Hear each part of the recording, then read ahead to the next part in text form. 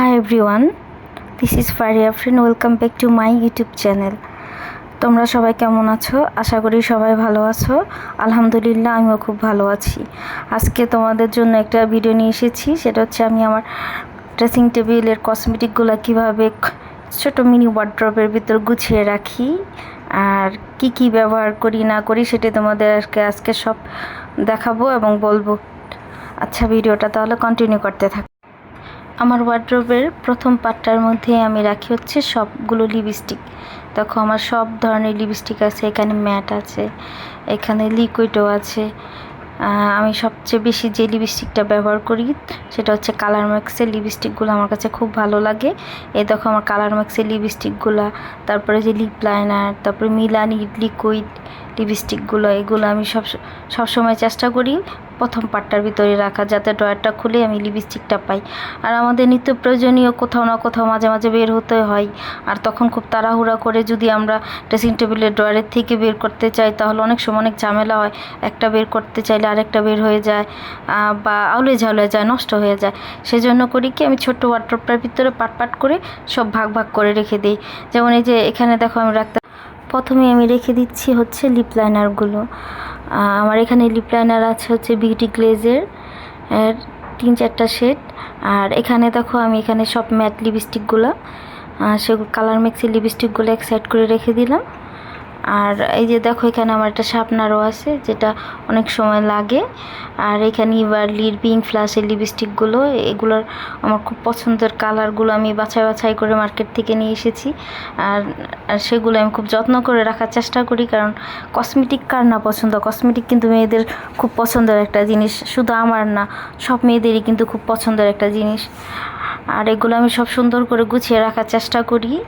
হয়তো বা অনেক সময় নষ্ট হয়ে যায়, তারপর চেষ্টা করি মাঝে মাঝে বের করে এগুলো সুন্দরভাবে আবার গুছিয়ে রাখি। তো আমার প্রথম পার্টটার ভিতরে দেখো আমি আমার লিপস্টিকগুলো সব রেখে দিলাম সুন্দরভাবে। আর হ্যাঁ, এখানে একটা দেখো আমার একটা ন্যাচারাল কালার লিপস্টিক তোমাদের দেখিয়ে দিলাম, এটা আমি সবসময় ব্যবহার করি।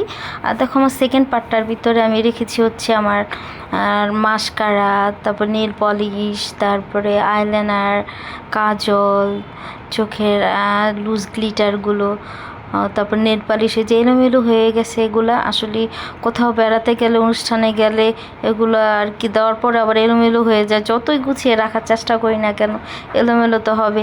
আর সেই জন্যই তোমাদের এই ভিডিওটা করা, যাতে তোমাদের সাথে শেয়ারও করা হলো আর আমার ছোট্ট মিনি ওয়ার্ড্রোবটা সাজানো হলো।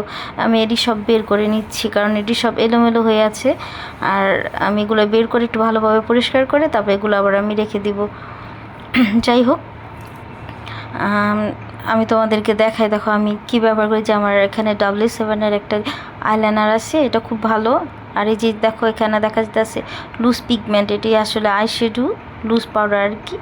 চোখে আইশ্যাডো দেওয়ার পরে লুজ পিগমেন্টটা দিলে অনেক সুন্দর দেখা যায় চোখটা। এটা হচ্ছে ইভারলির, এখানে আমার 3টা আছে, আমার খুব পছন্দ।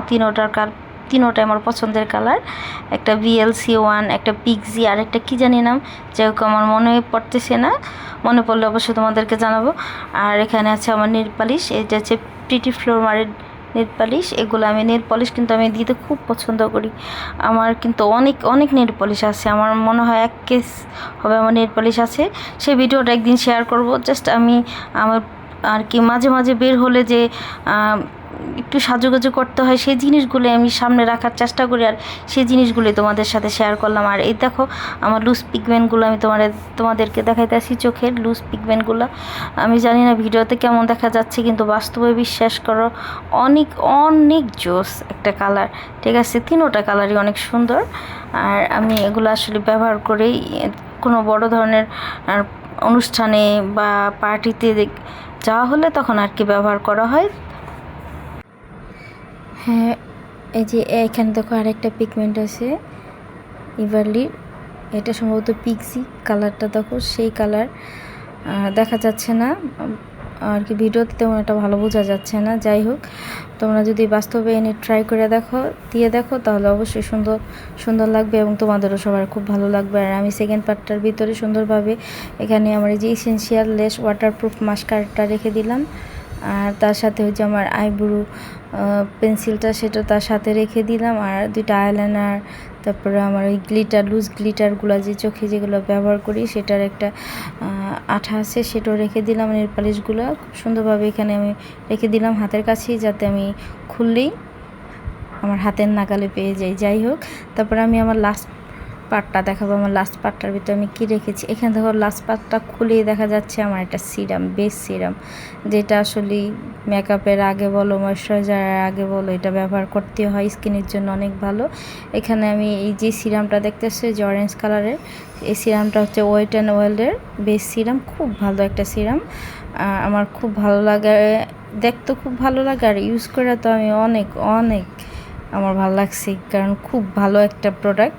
যাই হোক, তোমরা যদি চাও তাহলে কিনে নিতে পারো। আর এখানে দেখো ইন্ডেন্সের জ্যাকেটের একটা কম্প্যাক্ট পাউডার, এটা দেখো আমার দিতে দিতে কিন্তু শেষ হয়ে গেছে। এই পাউডারটা যে কি অসম্ভব ভালো সেটা আসলে তোমাদের বলে বোঝানো যাবে না।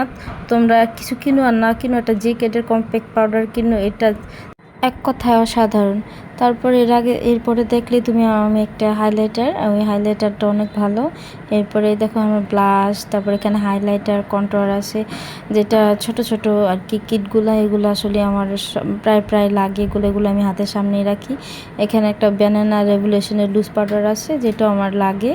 আর এখানে দেখো একটা ফয়েল দেখাইতেছি, এই ফয়েলটাও কিন্তু অনেক অনেক সুন্দর। এই ফয়েলটা দেখো আমি ব্যবহার করে প্রায় শেষ করেও ফেলেছি, অনেকটাই শেষ হয়ে গেছে।